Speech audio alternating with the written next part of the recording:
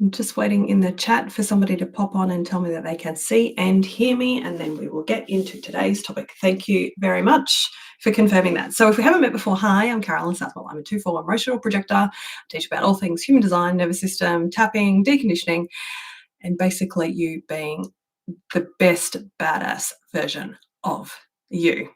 Now, today's topic is a question that came in on one of the other YouTube videos. I'll share it here after the replay and I'm going to read it to you.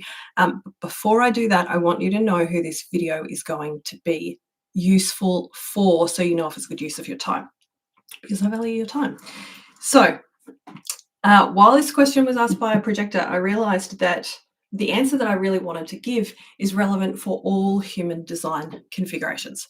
So if you are any human, any human who is interested and actively learning anything about human design, and you are struggling to manifest the things you want. Now, this person asked in the case of money because they were talking, asked the question on one of the other videos about money. But I want you to know that this is true for anything that you want that you're not currently receiving, because it's all the same. If you don't have as much money as you like and you want more, or you don't have a loving partner and you want one, if you would really like to have children and you don't have any, if you would really like greater health and you don't have it, can you see that the pattern is the same? So we're going to speak to the pattern. What do you do when there's something that you want that you are not receiving into your life? And how does human design fit into this whole picture? So here's the question. In the video, you mentioned being anchored into joy on a daily basis, finding something or having something that you can engage with that brings you joy even while in a financial pinch. Can you mention why this is important? When a projector isn't doing that, how could it impact their ability to be invited? And again, I'm going to tie it to all of the different human design types so you can know, and particularly from a financial standpoint. So because we're doing this live, I'm not going to go off to images, but what I would like you to do is I would like you to open up a new tab on your computer or your phone or wherever you are. If you aren't already very, very familiar with David Hawkins' scale of consciousness, it's very easy. Just type in scale of consciousness, or if you're watching the replay, you can pause this and just type it in, or ask AI, scale of consciousness image. Now, this is an upside down funnel. You'll see it probably as a funnel. It might even be quite a skinny funnel.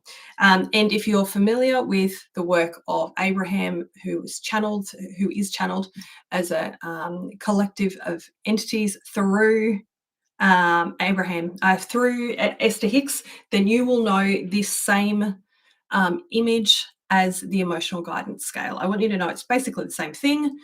And it's important to understand, because when you have a look at that image, and if you're not familiar with it, please pause me if you're watching the replay and Google it so you can see this image and refer to it as I speak about this. At the bottom of the funnel are the low feeling emotion, the emotions that don't feel good: shame, anger, powerlessness, helplessness. Not in that particular order. The powerlessness and helplessness are right down the bottom. Anger actually feels a bit better because there's some power, there's some movement. Move up and you hit things like frustration. Somewhere in there is fear and worry, depending on how many levels they've got in it. Now, as you move up to the middle of that diagram, what you're going to see are words like acceptance, willingness, courage is somewhere around the middle, neutrality, right? So these feel very calm, balanced, grounded sort of emotions when you feel into them, when you imagine them. And then above that is all the things that we tend to talk about in like spiritual circles, of like gratitude and love and abundance and joy, right? All of the emotions that feel really good to feel. And I know some of you won't feel those very often, or when you do, it will be a surprise, right? So this projector said, Carolyn, you talked about joy in your video, and and the importance of anchoring into joy on a daily basis. How do we do that when we're a financial pinch? And like, why does it matter? And how does it affect our ability to get invitations as a projector? It would also be the same if we look at the strategy for all of the human design types. And I'm going to lead you through examples of that in a moment. Um, but first, here's why it matters.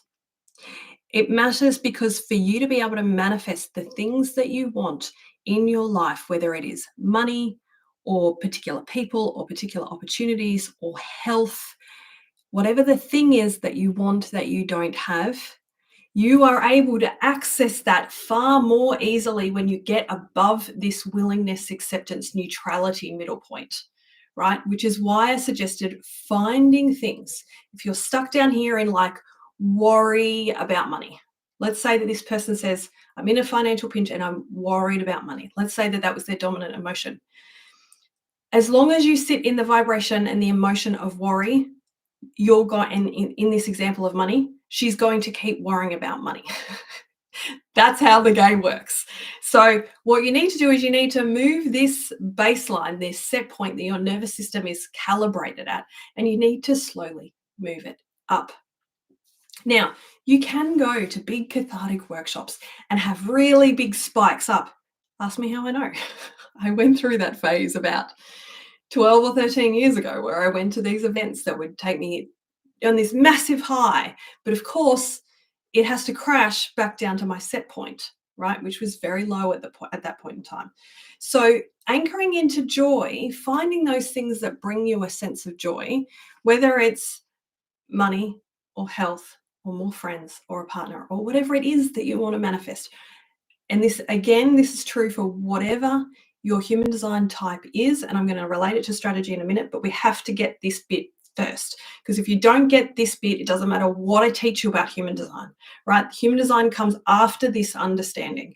And that is, if you're down here in worry about money or resentment that other people have what you want, or anger that it's so hard, or you feel powerless, like you're never going to have it, you have to shift how you're feeling first.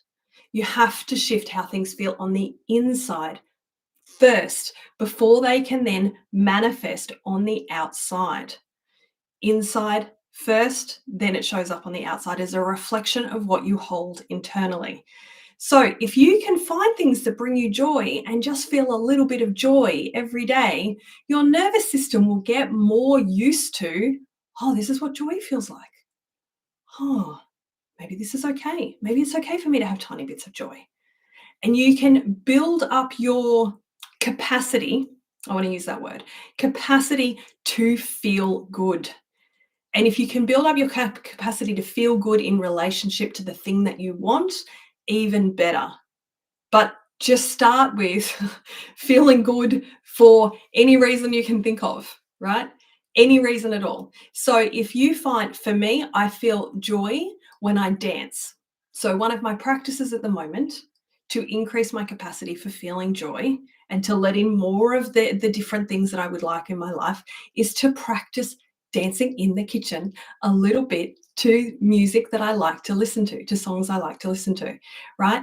What's your thing that brings you joy? Can you do little bits of that thing every day so you get used to feeling joy?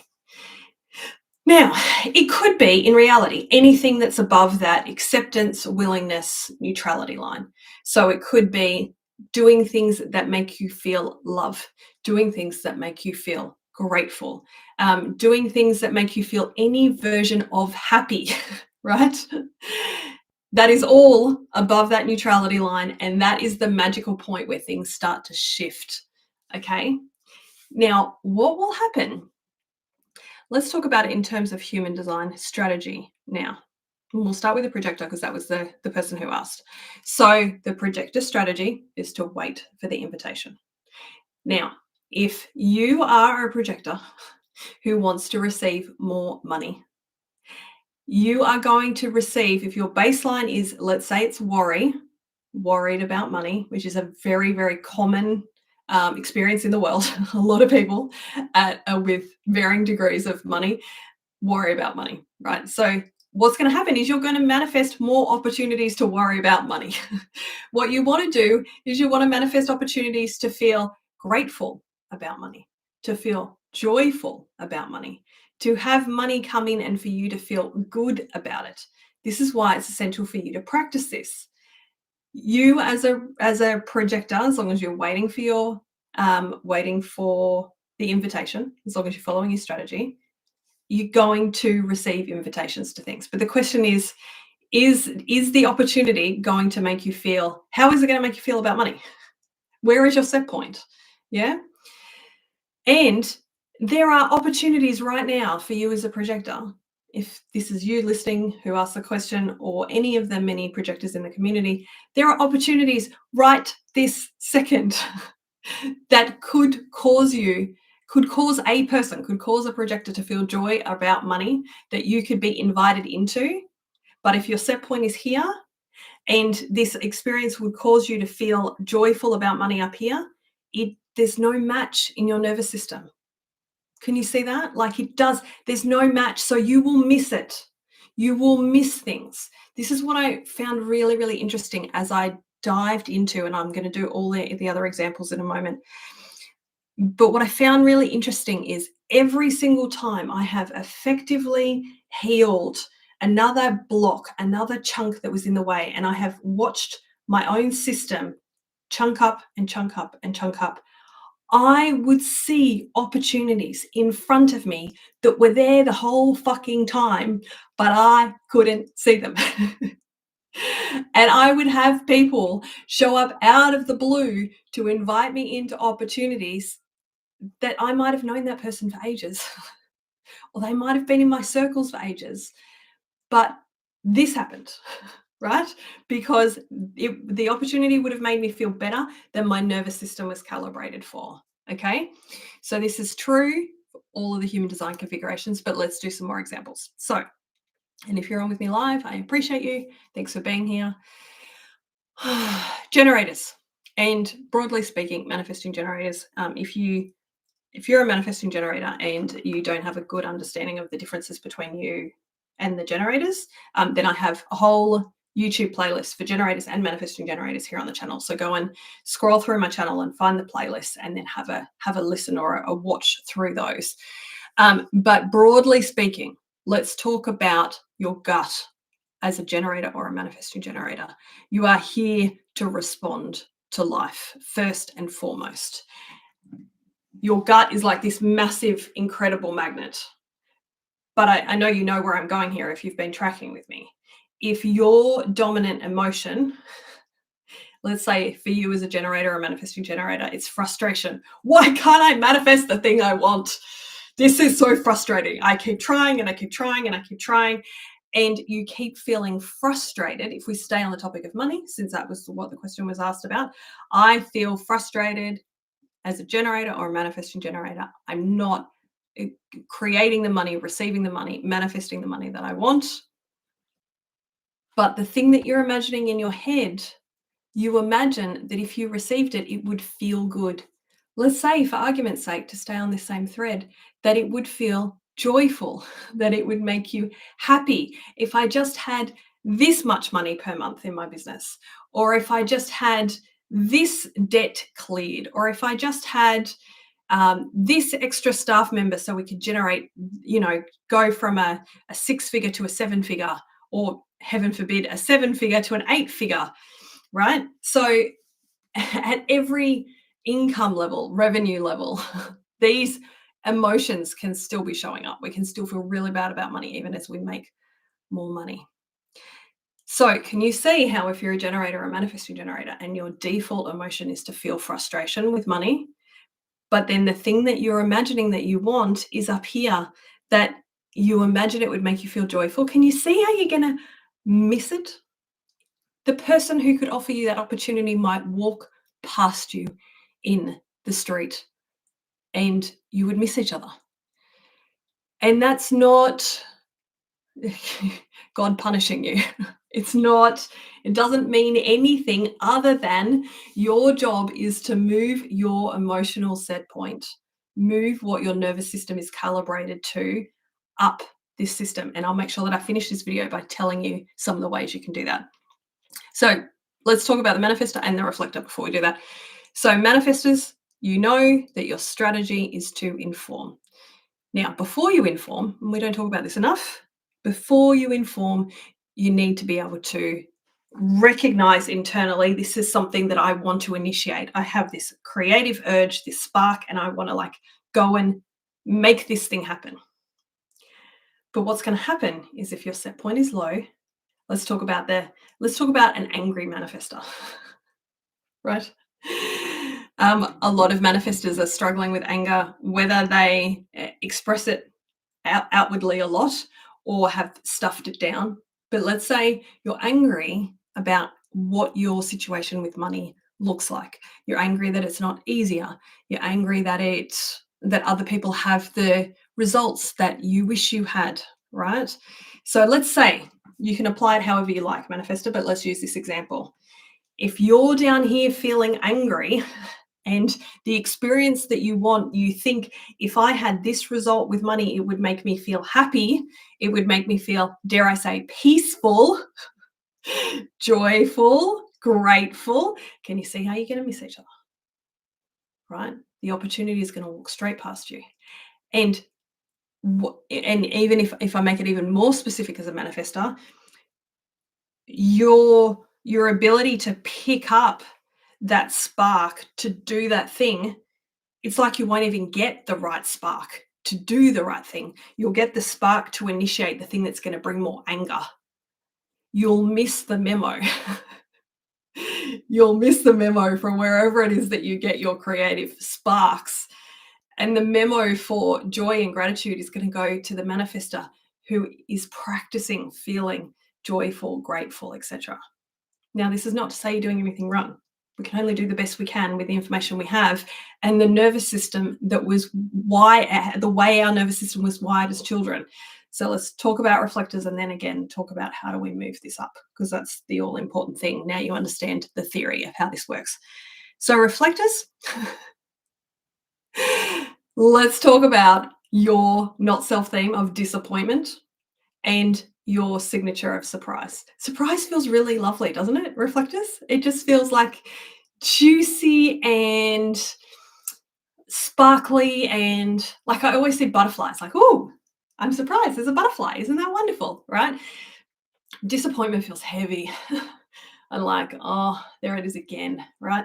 So if you're a reflector and you're used to feeling disappointed about money, right, then that, unless you practice feeling joyful, grateful, loving, surprised, happy, delighted, in awe about money or about anything in life, unless you take the time to recalibrate your system, you're going to keep seeing things in the world, seeing people, seeing life demonstrate to you how disappointing it is, right? So it's only through that moving up of the system that you can experience and see and perceive something that would feel delightful for you.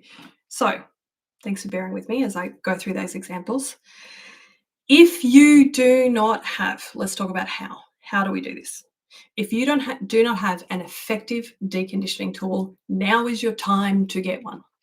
Now, for the last decade or so, I have messed with, formally and informally studied, messed with, experimented. I have lots of third lines in my design. So I have played and played and played and played and played with tapping as a way to be able to do this. And I've used it very effectively to move my set point up in various areas of my life. It is still the dominant, the primary tool that I use with my clients.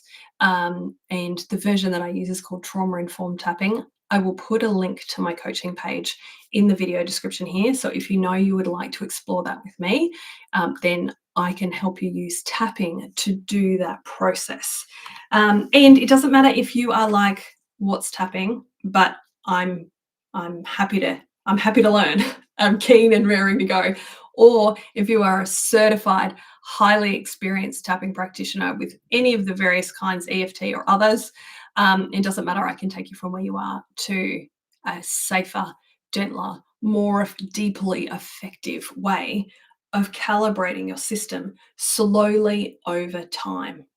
You cannot shift your entire system all in one go, just the same way that somebody who is let's say, so in such a big body that it's going to kill them in a short period of time if they don't do something about it, right? That person can't suddenly go to a size 8 or a size 6 or a size 4, right? Like they can't safely, sustainably, carefully, healthily go from so big it's going to kill them to a really tiny size, healthy size for them, right?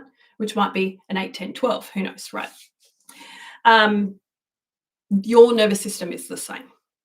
But just like that person can go from a very big, very unhealthy body, very slowly, carefully, gently, in a safe, considered way, they can, with a bit of knowledge and a bit of skill development, do an incredible amount of work on their own. They can make that transition over a period of time. So can all of us as we shift and heal our nervous system from these lower vibrational states, these emotions that feel bad to emotions that feel good.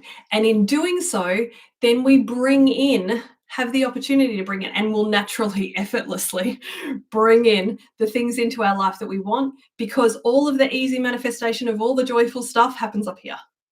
But we can't just pretend to be grateful. We can't just uh, do it occasionally. We do have to do steps in the right direction, and we have to know how this process works. So, whether you choose to do it through tapping with me or someone else, what you do need is an effective tool that will help you to really be with your emotions and sensations and the truth of what is really there for you. How do you really feel? If you really feel frustrated or angry or resentful or disappointed, or anything was super low and heavy and murky, that's where you start. And you have to have some skills to be able to be with that. It's easier when you have a loving, skilled witness, but it's not essential. So if coaching is not in your budget, especially when people asking this question are in a financial pinch, then learn some skills and then apply them to yourself every day, the same way that you do self-care of drinking water and brushing your teeth. And if you have hair, brushing your hair, etc., right? Feeding yourself the best food that you can get your hands on, right? Moving your body, all of these kinds of self-care.